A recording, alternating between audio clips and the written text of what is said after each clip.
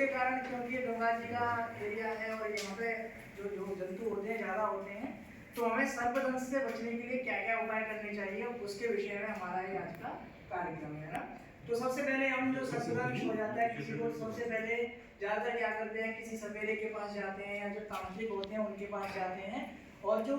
हमारा सर्पदंश के बाद में गोल्डन टाइम होता है 40 मिनट, है ना, उसमें यदि कोई बच जाता है तो बच जाता है, उसके बाद नहीं बच पाते हैं, तो उस टाइम को हमें खराब नहीं करना चाहिए। किसी जहाँ पे एंटीवेनम जो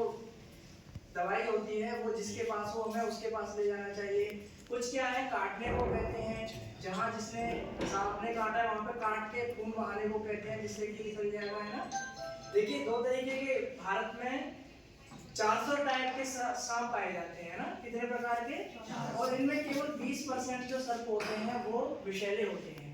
विषय जो यदि हमें किसी ने सर्प ने हमें काटा है तो हमें पता कैसे चलेगा कि हमें विषैले सर्प ने काटा है अथवा ऐसे ही सर्प ने काटा है। तो उसका सबसे मुख्य जो उपाय है, अच्छा उपाय है, वो है कि यदि जहाँ पे सर्प ने हमें काटा है वहां पे यदि आप देखते हैं कि 2 दांत बने हुए हैं, है ना, तो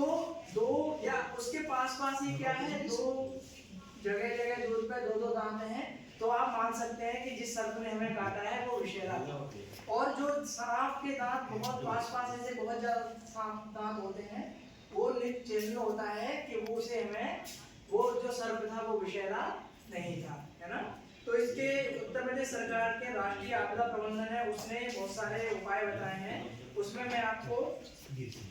पढ़ के सुनाता हूँ कि क्या क्या है ना। तो सर्वप्रथम सर्पदंश के निशान को पहचाने, हम कैसे पहचानेंगे, उसका सबसे पहला उपाय है कि अगर सांप जहरीला है तो शरीर में सांप के काटने के 2 निशान बने होंगे, उसके 2 दांत होते हैं वो छुपेंगे आपके, है ना। जैसा कि